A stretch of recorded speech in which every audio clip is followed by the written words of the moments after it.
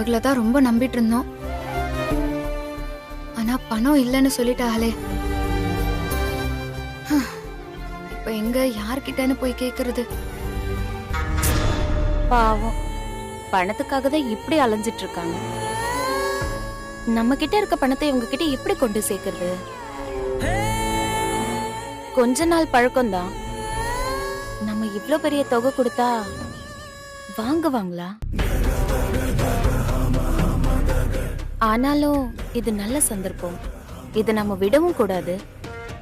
எப்படியும் பணத்தை கொடுத்து அவங்களுக்கு உதவி பண்ணி அவங்க மனசுல எப்படியாச்சும் இடம் பிடிக்கணும். முயற்சி பண்ணி பாப்போம்.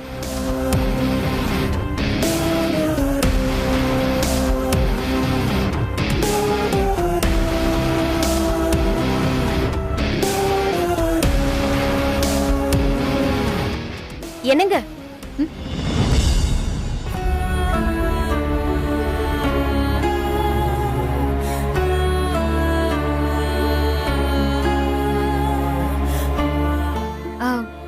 நீங்க என்னங்க இங்க? மறுபடியும் டாக்டர் ஏதாவது சொல்லி அனுப்புனாங்களா? இல்லங்க, நான் உங்களை பார்க்கதான். என்ன பார்க்கவா? ஆமாங்க, உங்ககிட்ட ஒரு முக்கியமான விஷயம் பேசணும். என்கிட்டயா? என் புருஷனை பத்தி ஏதாவது? சே, அதெல்லாம் எதுவும் இல்ல. உங்க குடும்ப விஷயமா தப்பா எடுத்துக்க மாட்டீங்கன்னா? பரவாயில்ல, பேசணும்னு வந்துட்டு அப்புறம் தயக்கம் எதுக்கு? எதுனாலும் தயங்காம சொல்லுங்க. நான் உங்க வீட்டுக்கு வந்தப்போ அர்ஜென்ட்டா பணம் தேவைன்னு பேசிட்டு இருந்தீங்க. உங்க குடும்ப விவகாரத்தை நான் கேட்டதும் இல்லாம அதுல மூக்கம் நடிக்கிறேன்னு தப்பா நினைக்காதீங்க. நீங்க அந்த வீட்டை கோவிலா பாக்குறீங்க, அத இழந்துடக்கூடாதுன்னு நினைக்கிறீங்க. அதுக்கு பண உதவி ஏதாவது வேணுமா? ஐயோ இல்லங்க, அது எங்களோட குடும்ப விவகாரம். அதை எப்படி சமாளிக்கணும்னு எனக்கு தெரியும். நாங்க பாத்துக்கிறோம். இல்லங்க, அவ்வளவு பெரிய தொகைய எப்படி உடனே ரெடி பண்ணுவீங்க? எனக்கு தெரிஞ்ச ஒருத்தர்கிட்ட பணம் இருக்கு, வேணும்னா சொல்லுங்க. நான் சொன்னா அவர் உடனே பணத்தை கொடுத்துருவாரு. பயப்படாதீங்க, ரொம்ப நம்பிக்கையான இடம்தான். வட்டியும் பெருசா இருக்காது, அசலையும் நீங்க உடனே கொடுக்கணும்னு எந்த அவசியமும் இல்ல. உங்களால எப்ப முடியுமோ அப்ப கொடுத்தா போதும். இல்லங்க, நான் பாத்துக்கிறேன். உங்களுக்கு எதுக்கு வீண் சிரமம்? இதுல என்னங்க சிரமம் இருக்கு?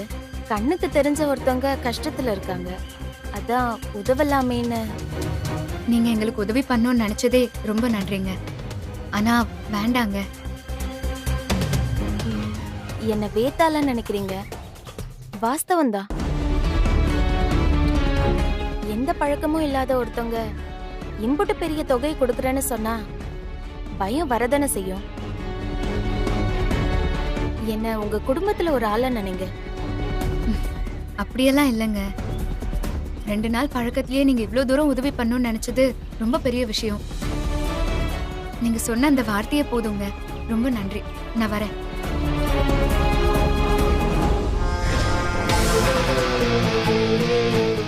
போடி போ. எங்க போயிட போற? நிச்சயம் உன்ன பணத்தை வாங்க வைப்பேன். உங்க குடும்பத்துக்குள்ள உங்கள ஒருத்தியா கண்டிப்பா நான் கால் எடுத்து வைப்பேன்.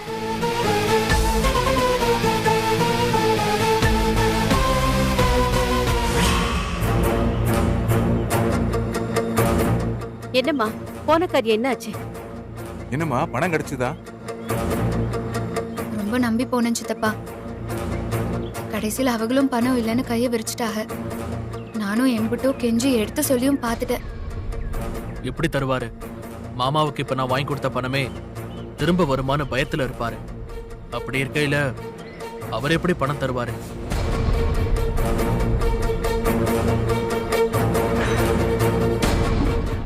நாளைக்கு ஒரு நாள் தான் பாக்கி இருக்கு, அதுக்குள்ள மொத்த பணத்தையும் புரட்டி ஆகணுமே. இல்லைன்னா இந்த வீடு நம்ம கைய விட்டு போயிடுமா? அமுதா, இப்ப என்னம்மா பண்றது? நானும் சல்லடை போட்டு அலசிட்டேன், ஒரு தொகையும் கிடைக்கல. நேரம் வேற குறைச்சலா இருக்கு. நம்மளால முடியுமாமா? தெரியல சித்தப்பா. எனக்கு என்ன பண்றதுனே தெரியல. ஆனா நம்பிக்கை மட்டும் இருக்கு. இந்த வீடு நம்ம கையை விட்டு போகாதுங்கிற நம்பிக்கை மட்டும் இருக்கு. அதை வச்சு என்ன பண்றது?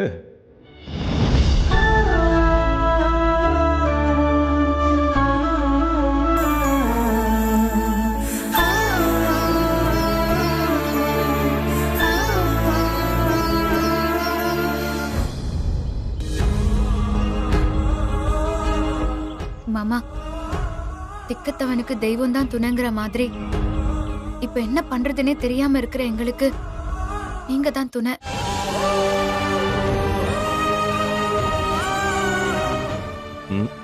நீங்க வாழ்ந்த இந்த கோவில இழந்துடக்கூடாதுன்னு போராடிக்கிட்டு இருக்கோம். ஆனா அதுக்கு என்ன பண்றதுனே தெரியல. நம்பி போன எந்த இடத்துலயும் பணம் கிடைக்கல. எங்களுக்கு எந்த ஒரு கஷ்டம் வந்தாலும் நீங்க தான் உறுதுணையா இருப்பீங்க. இப்பவும் நீங்க தான் எங்களுக்கு ஒரு நல்ல வழியை காட்டணும்.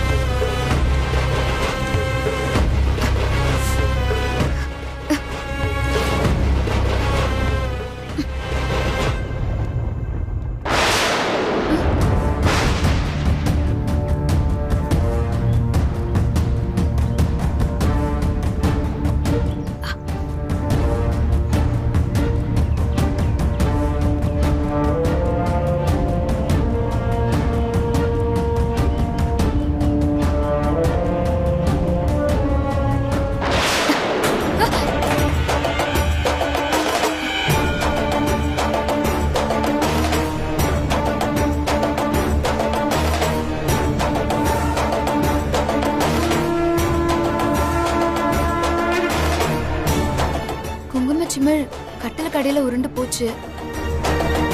அதை எடுக்க கைய விட்டா இந்த பெட்டி உள்ள கிடந்துச்சு. அது உங்க மாமாவோடதுதான். அவரு வெளியூர் எங்கேயாவது போகும்போது இதத்தான் எடுத்துட்டு போவாரு. இத்தனை வருஷமா இங்க இருந்தும் கண்ணுல படாம இன்னைக்கு நம்ம கண்ணுல மாமா காமிச்சிருக்காருன்னா இதுல ஏதோ இருக்கு.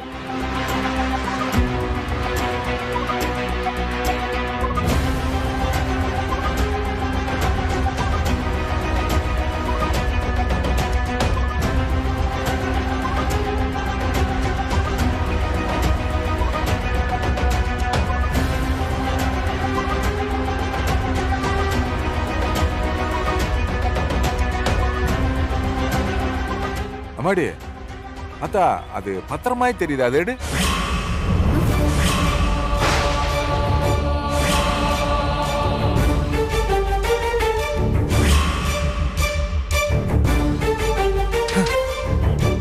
பத்திரமேடா.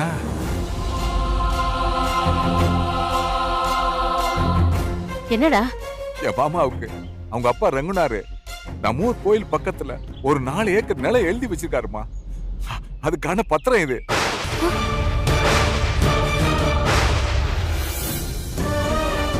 என்னடா சொல்ற மாணிக்கம்?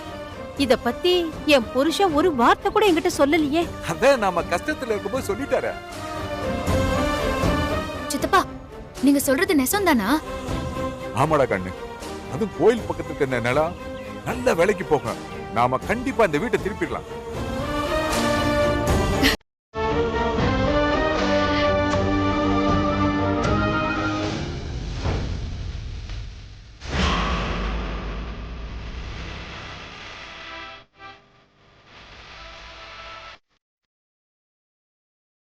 மாமா, எங்க கஷ்டத்தை போக்க எப்பவுமே நீங்க துணையா இருப்பீன்னு மறுபடியும் நிரூபிச்சிட்டிய. குங்கும சிமிழ் மூலமா நீங்க பாதுகாத்து வச்ச சொத்தை எங்க கண்ணுல காமிச்சிட்டிய.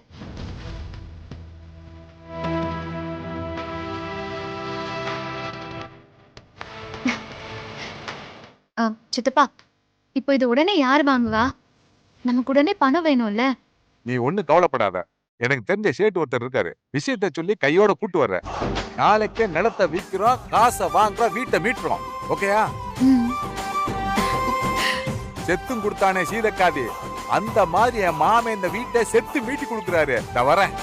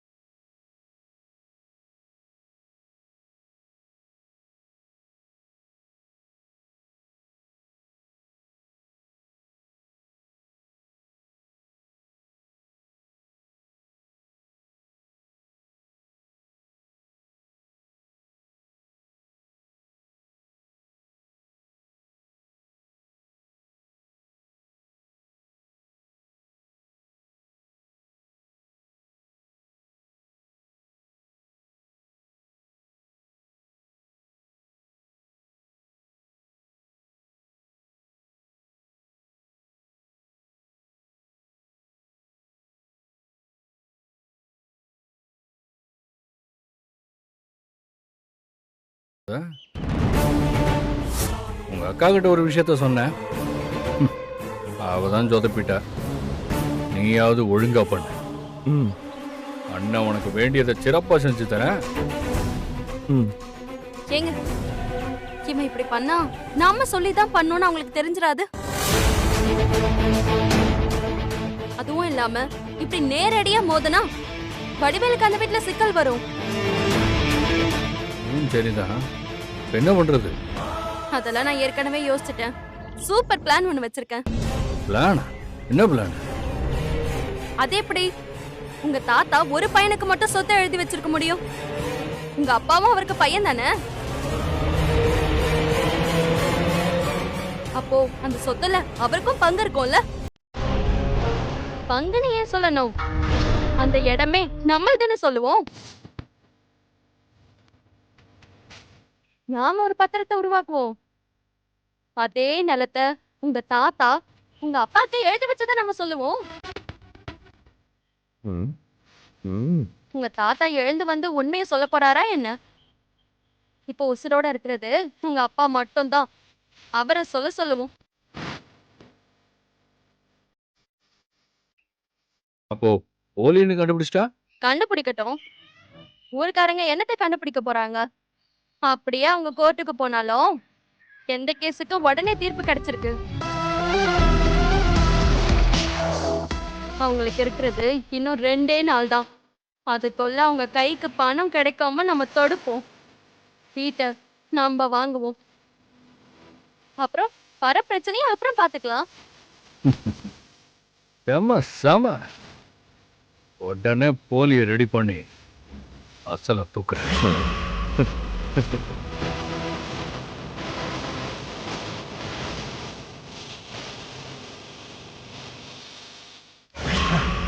எவ்வளவு பெரிய இடம்.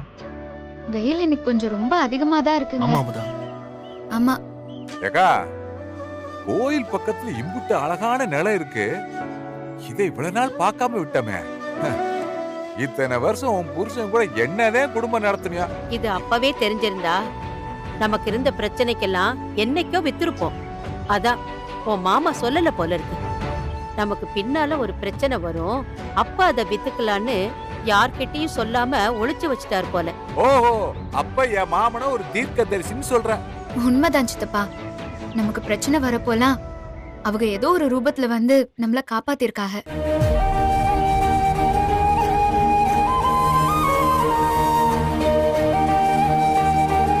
இப்பவும் அவங்க தானே பத்திரத்தை காமிச்சு கொடுத்து இந்த வீட்டை மீட்டு கொடுக்க போறாக. அப்ப அவங்க தீர்க்கதரிசி தானே. இல்லாத மாமனை இந்த அளவுக்கு புகழ்றிய. அவர் மட்டும் உசுரோட இருந்தா கோயில் கட்டி கும்பாபிஷேகம் பண்ணிருப்பா போல இருக்க.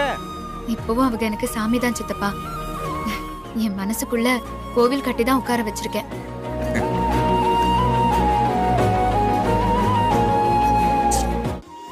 டேய் மாணிக்கம், நேரமாவுது.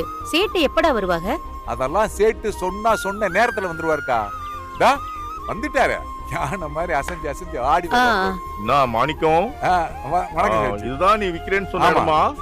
பகவான் கோயில் பக்கத்துல ரொம்ப பெரிய இடமா இருக்கியா? எங்க டாக்குமெண்ட் கொடு. குடுமா 50 வருஷமா இங்கே இருந்து இன்னும் தமிழே கத்துக்கல நீ.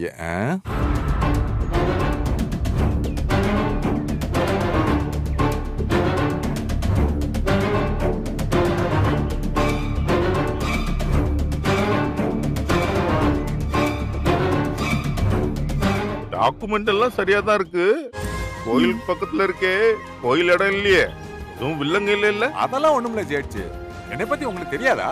உன்னை பத்தி நல்லா தெரிஞ்சதுனால தான் கூப்பிட்டோனோ வந்தேன். இல்லாட்டினா வர மாட்டியாக்க. நிலமாச்சே. ஆமா, உங்க வீட்டுல எல்லாருக்கும் இந்த நிலத்தை விற்க சம்மதம் தானே? அப்புறம் டாக்குமெண்ட் சைன் பண்ணும்போது தம்பிக்கு விருப்பம் இல்லை, அம்மா கையெழுத்து போடலன்னு சொல்லக்கூடாது. உன்னை தாண்டா பாக்குறாரு. நாங்க எல்லாரும் பேசி எல்லாருடைய சம்மதத்தோட இந்த இடத்தை விற்க போறோம். அதனால எந்த பிரச்சனையும் வராது சேட்டு. எங்களை நம்பலாம். அப்போ சரி, ரிஜிஸ்ட்ரேஷன் எப்போ வச்சுக்கலாம்? உங்களுக்கு எப்ப தோதுப்படுதோ அப்ப வச்சுக்கோங்க. ஆனா அதுக்கு முன்னாடி எங்களுக்கு ஒரு உதவி பண்ணணும். இத நான் போன்ல சொல்லியிருந்தா அவ்வளவு நல்லா இருக்காது, நம்பிக்கையே இருந்திருக்காது. அதான் இடத்த காட்டி கேட்கலாம்னு இருந்தோம். அதான் உங்களுக்கு எங்க மேல நம்பிக்கை வரணும்ல. சொல்லு மாணிக்கம், என்கிட்ட என்ன தயக்கம்? சேட்டு, கோயில் பக்கத்துல இருக்க இந்த நிலத்தை நாங்க அவசரமா விற்கிற காரணமே எங்களுக்கு அர்ஜென்டா கொஞ்சம் பணம் தேவைப்படுது. ரிஜிஸ்ட்ரேஷனை எப்ப வேண்டாலும் வச்சுக்கோங்க. ஆனா அதுக்கு முன்னாடி எங்களுக்கு ஒரு 20 லட்சம் ரூபாய் பணம் வேணும்.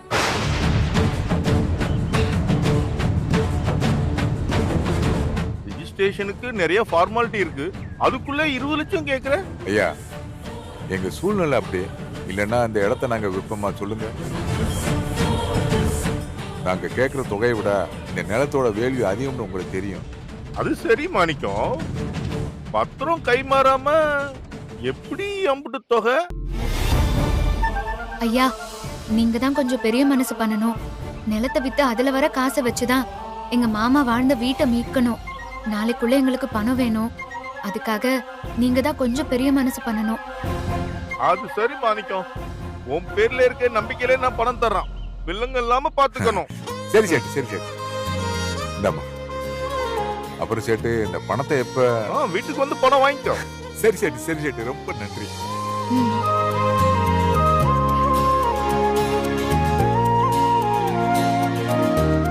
நான் ரிஜிஸ்டர் கலந்துக்கிட்டு தேதி சொல்றேன், அன்னைக்கு வந்து எல்லாரும் சைன் பண்ணிடுங்க. பண்ணிடலாம் சேட்டு.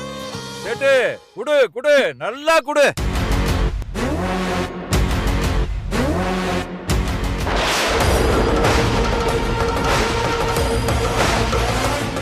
அட்ரஸ் அக்கா வந்துட்டாங்கல்ல.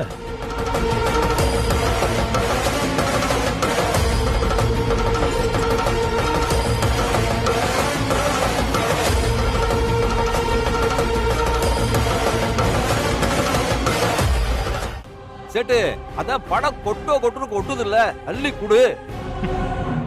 எப்படியும் பணம் திரும்பி வரப்போறது இல்ல. சனி உச்சத்துல இருக்கும் போல. என்ன சேட்டு நீ விவரமான ஆளா இருப்பான்னு பார்த்தா நீ ஏமாடா இருக்க?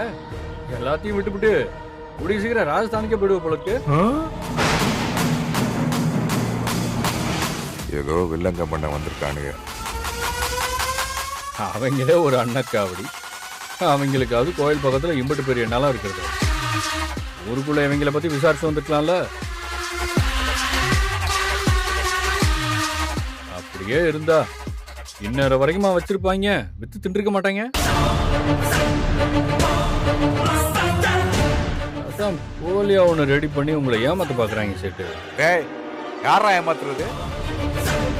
என் மாமனுக்கு அவங்க அப்பா எழுதி கொடுத்த நிலம் இது, என் மாமனோட நிலம். ஏய், உன் மாமனுக்கு அவர் அப்பன்னா அவரும் எனக்கு அப்பன் தான். அதே அப்பன் தான் இந்த நிலத்தை என் பேர்ல எழுதி வச்சிருக்காரு.